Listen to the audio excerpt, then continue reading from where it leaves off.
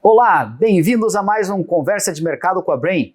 Hoje nós estamos em Cajamar, numa das sedes do Mercado Livre, a mais importante empresa de distribuição logística de sortimentos de todos os produtos que vocês podem imaginar. Tenho certeza que vocês já compraram aqui no Brasil. Nós estamos com o Luiz Vergueiro, que é diretor sênior de logística da empresa. Tudo bem, Luiz? Tudo jóia. Você bem-vindo, né? Muito obrigado. A gente está olhando aqui ao fundo todas essas máquinas funcionando sem parar um minutinho, já fiquei prestando atenção ali, muito bacana. 24/7 aqui, nessa operação temos mais de 3 mil pessoas trabalhando e tem que fazer para chegar o pacote na casa das pessoas, né? 24/7? 24/7. Uau.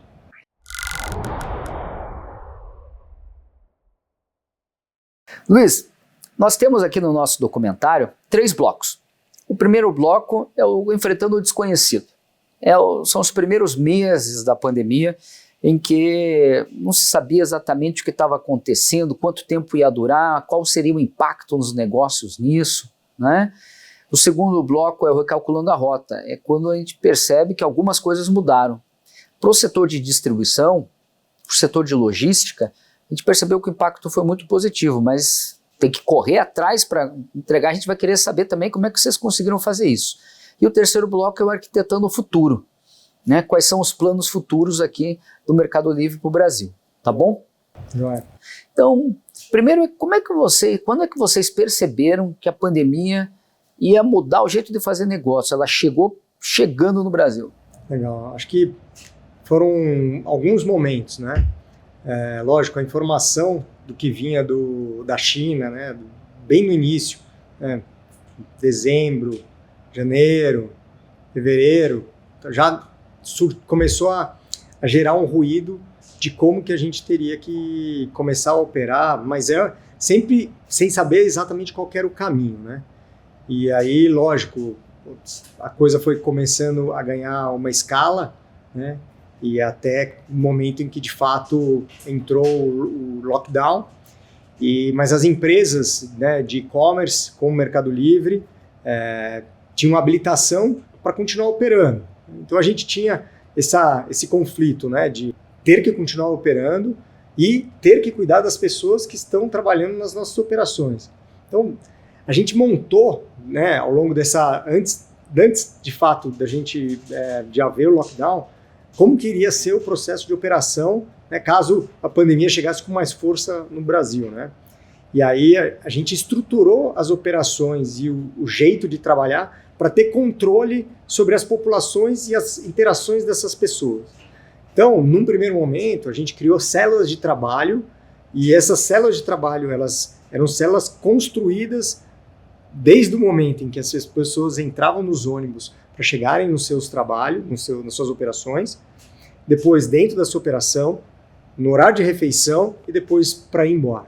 E essa era uma forma da gente controlar aquele grupo, né? Caso alguém ficasse doente, aquele grupo ficava separado, né, por alguns dias para entender se tinha alguma outra pessoa que tinha ficado doente, se estava com sintomas e tudo mais, mas a gente evitava, né, de ter uma proliferação maior. Então, nesse momento aí, né, de total incerteza, era entender de fato como a gente ia conseguir, de um lado, operar e do outro lado, cuidar das pessoas e da saúde das pessoas, né? Eu, inclusive, né, não parei nenhum dia na pandemia, muito pelo contrário, viajei bastante, fui para outros lugares, né, andei de avião, né, o tempo todo ali, óbvio, me protegendo para não correr o risco, mas as coisas tinham que serem feitas, né? A operação tinha que continuar fazendo.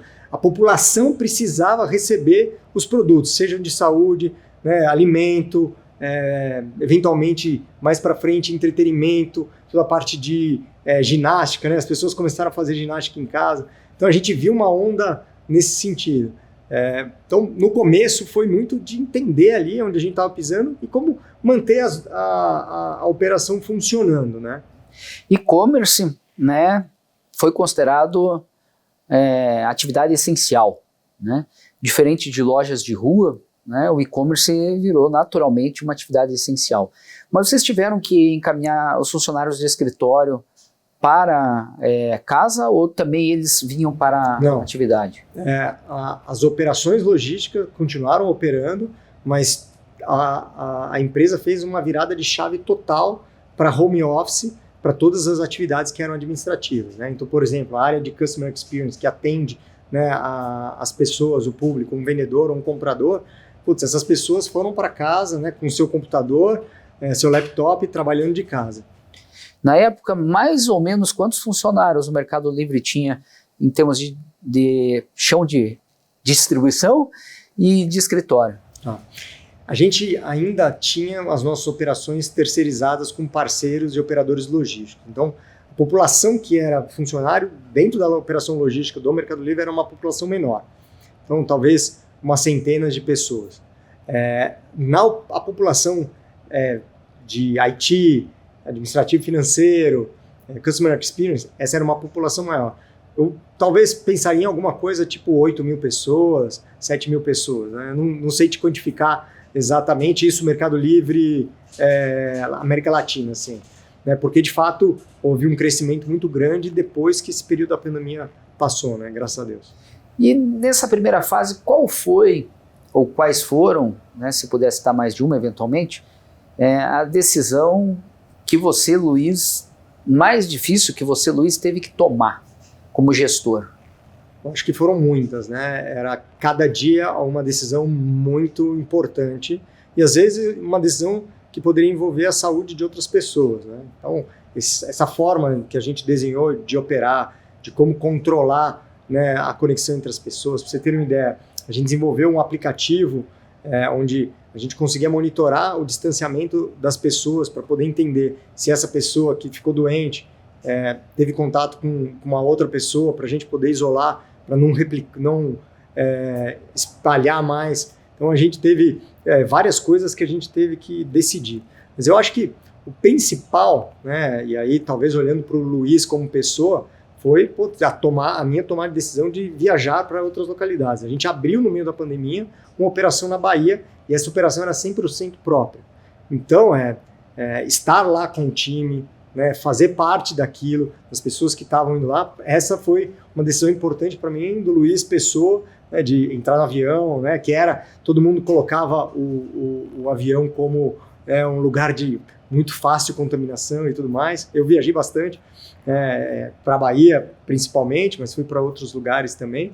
E olhando o Luiz como profissional, acho que decisões importantes no sentido de como desenhar essa operação, né, meio modular, meio de células, eventualmente correndo o risco de ter que parar um determinado setor, porque, sei lá, uma pessoa foi contaminada, né, com Covid e 15 pessoas estavam nessa célula. E aí a gente perder um setor inteiro de produção, né?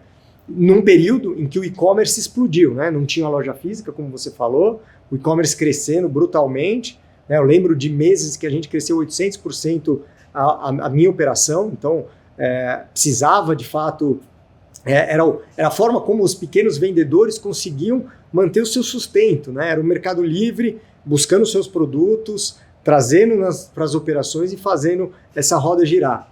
Então, nesses momentos difíceis, né, de você ter que tomar uma decisão, de falar, cara, tá bom, eu vou fechar um setor porque eu tive um problema, né, com uma pessoa e cara, eram decisões difíceis num cenário onde você precisava continuar correndo atrás do crescimento, do volume, expandindo, né, as operações, com o principal objetivo de atender a população que estava demandando dos seus produtos básicos ali para sobreviver no seu dia a dia. Né?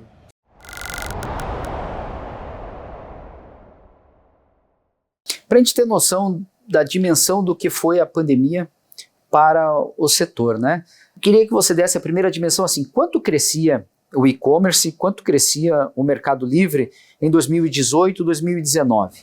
Nas operações de CD, durante a pandemia, a gente teve mês de crescer 800%, né, de contratar numa operação que eu tinha sei lá, 1.000 pessoas, eu chegar no final, né, de um ciclo ali, onde a gente tem a Black Friday, de ter 6.000 pessoas. Então, e aí mês contra mês, o volume vindo, você contratando mais gente, né, muitas pessoas perderam emprego, então no e-commerce e operação de logística era uma oportunidade para essas pessoas conseguirem o sustento das suas famílias, né, se pegar as publicações de resultados do Mercado Livre, você vai ter muito claramente, né, no período entre início de 2020, né, primeiro quarto de 2020 e o quarto de 2021, né, que eu acho que é um ciclo completo ali, o volume de crescimento foi brutal, né? As pessoas que no passado tinham a Black Friday como um momento de experimentação do e-commerce, na pandemia eles não tinham a opção, né? Não existia outra opção a não ser comprar no e-commerce.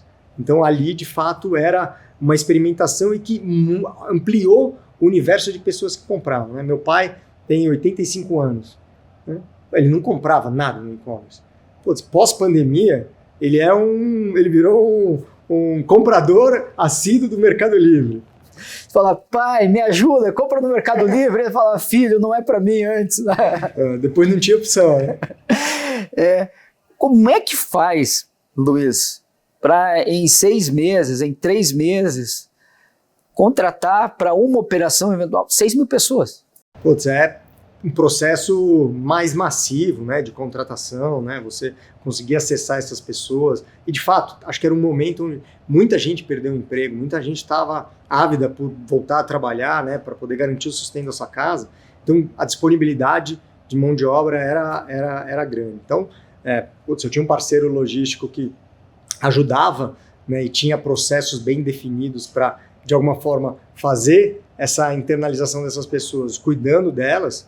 E aí as coisas aconteceram de maneira bastante positiva e natural. Eu acho que uma coisa importante a gente tinha uma estrutura de operação já visando um crescimento futuro que durante a pandemia ela foi sendo ocupada, né? E que depois gerou um boom de expansão adicional, né?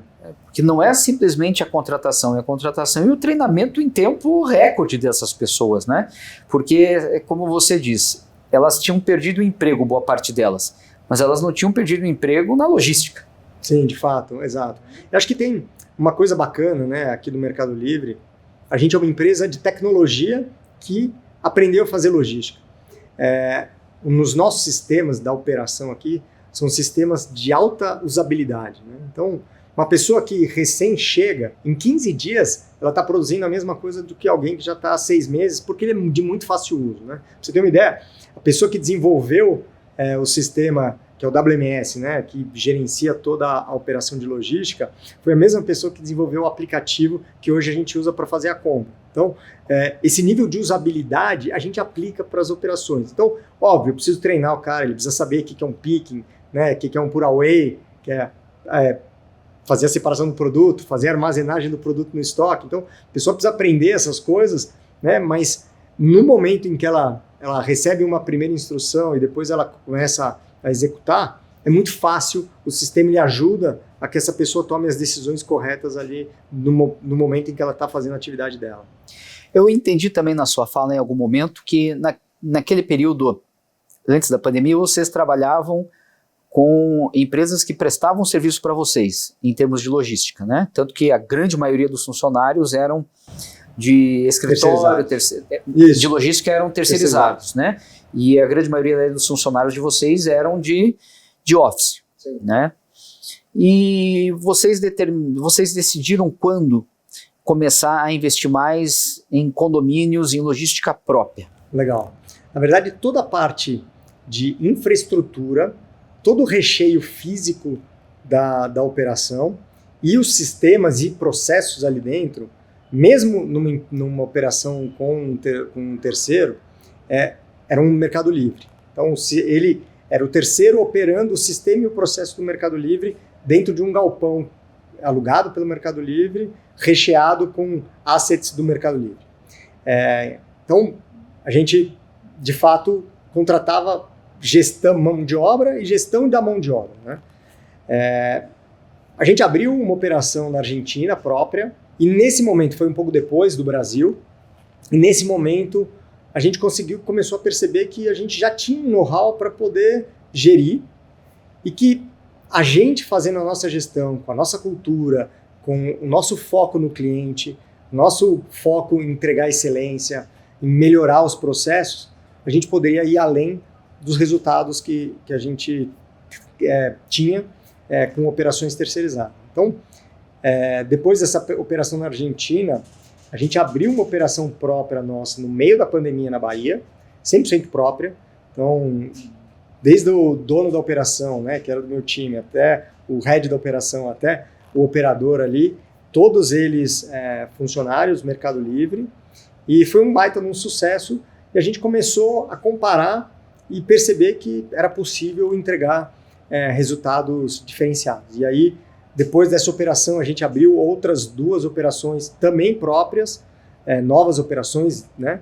E a gente, em algum momento, tomou a decisão de fazer a internalização de operações grandes que já funcionavam com terceiros e foram internalizadas para o Mercado Livre. E, de fato, no primeiro, segundo mês da operação, a gente já tinha uma eficiência 30%, 40% melhor do que o que estava sendo entregue anteriormente.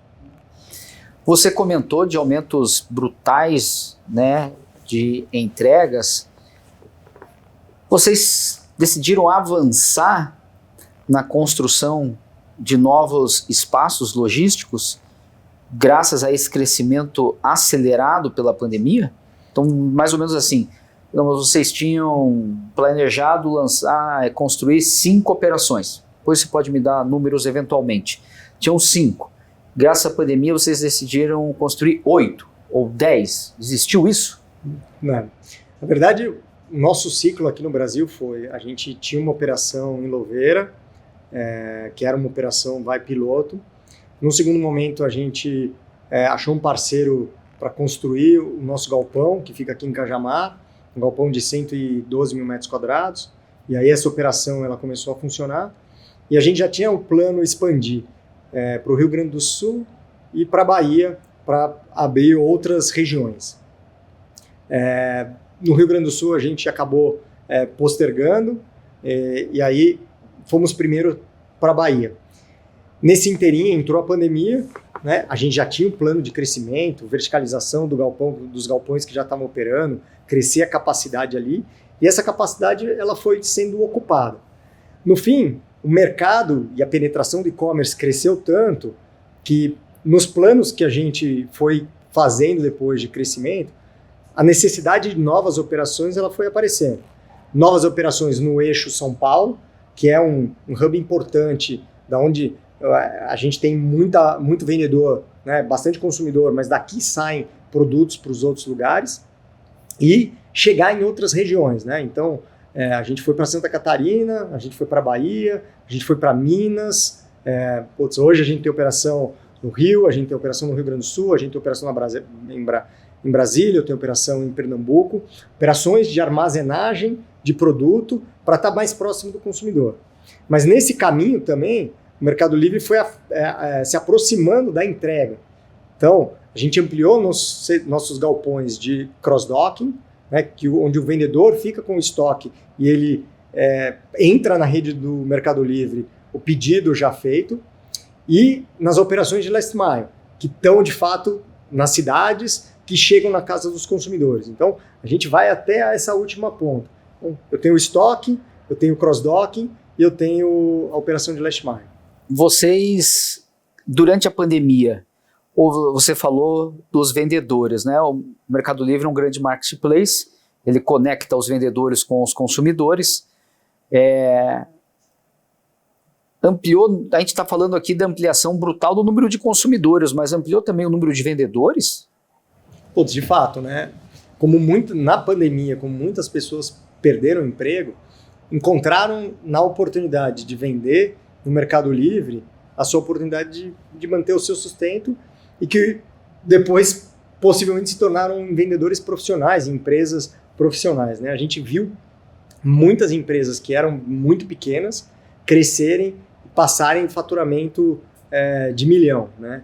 Então, isso é advento de todo esse crescimento que aconteceu né, e do e-commerce passar pela rotina do dia a dia do brasileiro, né? E não é só da população de São Paulo, é para todos os lugares. E de fato, né, o Mercado Livre ele não quer estar só entregando rápido na Faria Lima, né? A gente quer chegar rápido em todos os lugares, né? Do Iapoca ao Chuí. Falando então em entregar rápido, quando começa a pandemia, lá, janeiro de 2020, o quanto o Mercado Livre entregava em 24 e em 48 horas? Quer dizer, uma ordem de grandeza, porque hoje você sabe quanto, mas você tem uma ordem de grandeza para saber assim, o quanto aumentou? Antes da pandemia, em 2020, a gente tinha a operação de Louveira e a operação aqui de Cajamar funcionando. Então, a gente entregava nas cidades de São Paulo, na cidade de São Paulo, na cidade da Grande São Paulo, nas cidades da Grande São Paulo, em mesmo dia, e talvez região de Jundiaí, aqui Campinas, devia ser em até 24 horas, que era uma parcela pequena ainda. Putz, essa conta aí ela é meio difícil de fazer, mas o dado a gente tem e esse dado é divulgado também, é público, do quanto que a gente fazia em 24 e 48 horas lá no passado e o quanto a gente faz hoje. Mas em termos de região deu para entender, porque na verdade vocês só conseguiam fazer isso a partir aqui de São Paulo. De CD onde eu tinha o estoque. Né? Que era na prática, portanto, região metropolitana de São Paulo. Exato. E aí hoje, né, com a expansão das operações por vários estados, né, a gente faz em Brasília, né, e Distrito Federal e as cidades satélites ali vão até Goiânia, a gente consegue entregar no mesmo dia. Né? A gente entrega, lógico, produtos que saem de São Paulo e voam até Brasília também no dia seguinte, mas a gente tem uma parcela importante, porque tem estoque lá em Brasília, para poder entregar compras no mesmo dia. Mas esse número eu sei porque você me falou durante o nosso bate-papo aqui, pré-gravação, e me espantou. Hoje, a entrega em até 24 horas, né, que é no próximo dia, em até um dia, né, é na ordem de grandeza de 77%. E quando a gente vai em até 2 dias, é da ordem de 85%. É mais do que impressionante isso, né? É porque, de fato, né, a construção da malha logística ela tem uma capilarização e a gente distribui o estoque para que eles estejam, de fato, próximo do mercado consumidor. Né? Eu estou próximo da tua casa, no mesmo dia ou em um dia eu consigo chegar com esse produto. E para conseguir chegar a este resultado, né? O que foi mais importante? Foi crescer em fulfillment, foi crescer em cross-dock, foi na last mile? Porque quem está nos assistindo ouviu muito do last mile, mas isso é um pedaço da operação logística, né? Como que cada um dessas pernas foi importante na estratégia de conseguir atingir esses números maravilhosos? Legal. Em termos conceituais da logística, né, a velocidade dessa entrega, ela não está no last mile. Né? Porque no last mile, o produto ele chega e ele vai sair no mesmo dia para entrega. Então, o que faz a diferença é você conectar da onde você tem o teu estoque até essa operação do last mile. Então, é o que a gente chama da segunda milha, né? Que é essa transferência. Por isso que o Mercado Livre investiu em uma frota de aviões, né? Hoje tem 8 aviões dedicados, cargueiros, que saem de São Paulo e vão para Brasília, para Manaus, para Teresina, para Salvador, para Recife, levando esse produto de maneira mais rápida. Então, essa perna aqui que vai te dar a velocidade e, óbvio, com a escala você consegue ter esses veículos fazendo esse caminho o tempo todo. Então, esse é uma parte importante, né, da velocidade. A outra parte importante é você ter o estoque disponível para poder conectar. Né? Você teve uma venda, você tem que conectar. Quando esse estoque está num seller e o processo vai via cross-docking, ele me prepara o pacote, esse seller é uma empresa pequena. Né? Ele vai ter a capacidade de produzir não sei quantos pacotes, né? Tem a possibilidade, a sua capacidade é limitada, ele trabalha só durante a semana, né, em horário administrativo. Isso daqui é uma fábrica, né? É uma fábrica de pacotes. Eu trabalho 24/7, eu tenho processos que garantem que o pedido entrou, aquele pacote vai estar pronto o mais rápido possível. Então, os CDs de fulfillment, né, que são os CDs onde a gente armazena os produtos do consumidor, ele tem um papel muito importante em diminuir esse tempo de preparação do pedido. E aí, com essa transferência mais rápida, eu chego lá na ponta um pouco mais rápido. Teve um momento anterior na sua fala, não agora, mas um pouco antes, que você colocou o Mercado Livre uma empresa de tecnologia, né? O quanto a tecnologia teve que avançar para conseguir chegar nesse ponto, porque não é simplesmente fazer logística, né? Fazer barracão, né? Aí é o papel da tecnologia. Legal. E de fato, né, assim, o Mercado Livre ele desenvolve os seus sistemas. Esses sistemas eles são nativamente, né, pelo seu DNA já conectados, que simplifica muito dos processos que a gente tem, né? Então, o pacote saiu de um fulfillment e ele passou por uma etapa de cross-docking, ele está dentro de um caminhão, ele chegou no last mile, ele vai para a mão do motorista. Todos esses sistemas eles são integrados e a informação está ali. Lembra que eu falei da usabilidade? O motorista ele usa uma aplicação que tem uma usabilidade brutal para poder fazer as entregas ali. Ele consegue informar para o comprador que ele está chegando na casa dele. Eventualmente, se ele teve um problema, ele avisa o comprador, depois ele volta na casa desse comprador para poder conseguir efetivar. Então, esse sistema te ajuda muito a dar toda essa rastreabilidade que o comprador precisa e deseja, mas também garantir o controle dentro do processo e a sua eficiência.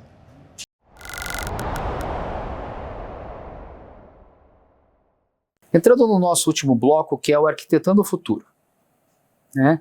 A gente começa sempre com uma pergunta de cunho mais pessoal aqui, né?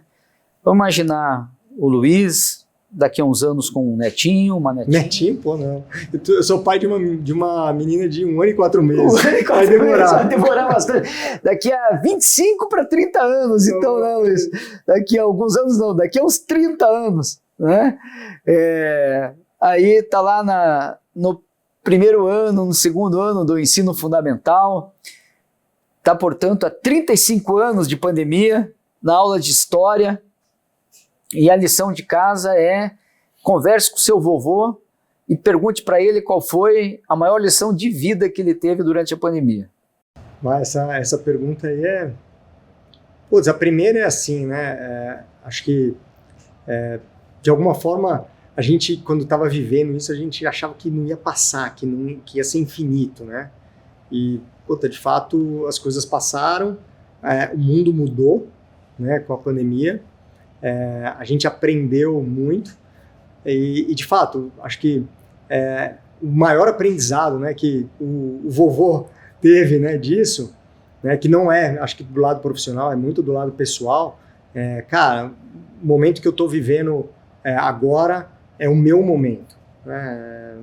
O momento que vem para frente, a gente não sabe o que vai acontecer. Então, putz, esse momento aqui é o momento de você estar presente nesse lugar, fazendo as coisas que você tem que fazer e sendo feliz. Acho que esse foi o meu maior aprendizado.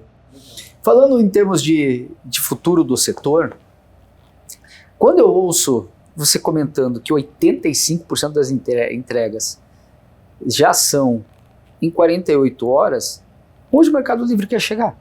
Eu acho que a gente ainda tem uma oportunidade enorme das compras que as pessoas ainda continuam fazendo fisicamente, migrarem para o eletrônico, né? Então, quantas vezes você vai no supermercado comprar, sei lá, produto de limpeza, né? Quantas vezes você vai comprar alimento, a moda, né? Quantas vezes você vai no shopping para poder experimentar uma camisa?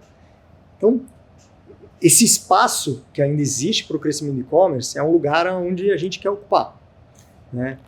A penetração do e-commerce no Brasil, antes da pandemia, devia ser da ordem de 7% a 8%. Hoje, é próximo de 15%. E tem países que estão muito mais evoluídos, que estão a 40%, 45%. Então, existe um caminho enorme para a gente continuar crescendo no avanço em que o e-commerce cresce. Então, acho que esse é um lugar onde a gente quer estar. A gente não quer ser o player que entrega em minutos. A gente quer ser o player que entrega rápido, porque o consumidor hoje quer o seu pedido entregue rápido, de fato, mas a gente quer que ele tenha a melhor experiência. No momento em que ele escolheu o produto, no momento em que ele pagou o produto, no momento em que ele recebeu o produto e, eventualmente, se ele tiver que trocar o produto, a gente quer que ele tenha a melhor experiência como comprador. E do lado do vendedor, que se conecta nessa rede toda, Que o Mercado Livre seja para ele a representação do melhor que ele tem como conexão com seus compradores, sem precisar ele ter uma estrutura logística brutal, né, sem ele precisar ter que se preocupar, né, em fazer as entregas, ele cuidar de fato das suas negociações, de desenvolver novos produtos, de ampliar sua gama de produtos. A gente quer que ele dê o foco nisso, deixa que a gente ajuda a vender e a cuidar da logística. Você comentou agora aqui uma coisa bem interessante, né, que o consumidor, você falou, né, ele quer ter uma ótima experiência, daí você foi colocando vários pontos relacionados à experiência. O que é mais importante hoje para o consumidor na hora de ele fazer uma compra e escolher o Mercado Livre?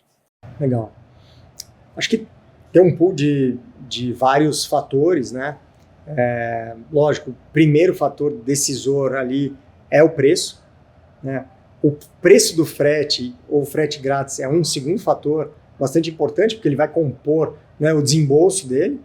E o terceiro fator é, de fato, a velocidade, né? Então, acho que essa combinação de preço mais prazo é o decisor. Mas não adianta também você ter tudo isso, mas você não ter a disponibilidade de produto, né? Você, sei lá, você gosta de fazer ginástica, toma seu whey protein, mas você gosta de cookie com baunilha. Putz, eu gosto de chocolate com morango. Cara, aqui no Mercado Livre você vai achar 1 milhão de tipos de produtos diferentes dentro desse galpão aqui. Então vai ter o teu cookie com baunilha, vai ter o meu morango com chocolate, né? E de fato, assim, ir para um lugar onde você encontra tudo que você precisa e você consegue ter um preço bom, com um prazo de entrega rápido, putz, é a combinação de sucesso para essa relação de compra e venda. Tem um outro item também que a gente vê cada vez mais em diferentes marketplaces, mas a gente percebe bastante no Mercado Livre, que são como uma espécie de programa de fidelidade, né? Grandes usuários, grandes compradores de frequência, eles têm, por exemplo, o Meli, né, que possibilita eventualmente o frete grátis, ele tem o Deezer lá de áudio, né, ele tem descontos em Disney Plus, etc. O quanto isso também tem se tornado importante na fidelização? Não, de fato, né, esse eu acho que é um adicional e uma cereja de bolo para você reter esse cara, né? Quando ele for decidir a compra, ele vai pensar, poxa, mas se eu continuar comprando aqui, eu vou ter a oportunidade de manter um desconto no Disney Plus, eu vou ter a oportunidade de ter o Deezer, né, para ouvir música. Então, acho que é um pacote que ajuda, né? Além, no caso do Mercado Pago, que a gente tem, no caso do Mercado Livre, que tem o Mercado Pago junto, né? Ó, você tem a conta digital, né? Na hora que você recebe o reembolso, você recebe o dinheiro ali. Então, ele te ajuda a um pool de outros aspectos de negócio que tanto o comprador, mas principalmente o vendedor também usa muito, né? E para encerrar, Luiz, as pessoas que vivem nas cidades, que é onde o Mercado Livre mais atua, onde o marketplace mais chega, é onde entrega em 24 horas, né? Às vezes no dia, né? E qual é o papel do Mercado Livre, qual é o papel do e-commerce em fazer com que a vida das pessoas, em que as pessoas se encontrem mais, em que elas troquem mais entre si e que elas vivam melhor? Putz, eu acho que o e-commerce ele vem com uma responsabilidade de tirar das pessoas o tempo que ele tem de deslocamento, o tempo que ele tem para, né, por exemplo, você vai num shopping, você tem que estacionar teu carro, você vai pagar o estacionamento. Então, esse tempo que você, né, de alguma forma se dedica para uma compra que eventualmente pode ser uma compra corriqueira, para você dedicar, né, à tua família, aos teus amigos, ao teu lazer. Então, acho que esse balanço aí de vida social putz, eu preciso comprar fralda para minha filha, literalmente. Putz, eu tenho a opção de fazer um pedido no Mercado Livre e não ter que perder 15 minutos, 20 minutos no caminho, passar numa farmácia e comprar. Esses 15 minutos eu posso estar lendo um livro com ela em casa. Legal. Muito obrigado pelo bate-papo, Luiz. Eu que agradeço, um prazer receber aqui vocês na operação de Cajamar. Essa é uma operação referência de e-commerce na América Latina. A gente tem uma parte de operação robótica aqui, que foi a primeira operação de robôs, também e-commerce na América Latina. Então, é um prazer recebê-los aí e fico com as portas abertas para uma próxima. Legal. É isso aí, pessoal. Estamos aqui na primeira operação robótica da América Latina de e-commerce. É gigantesca. Se tem alguma faculdade nos ouvindo, recomendo, como professor, marque uma visita aí se for possível, né? Não esqueçam, fique por dentro do mercado com a Brain.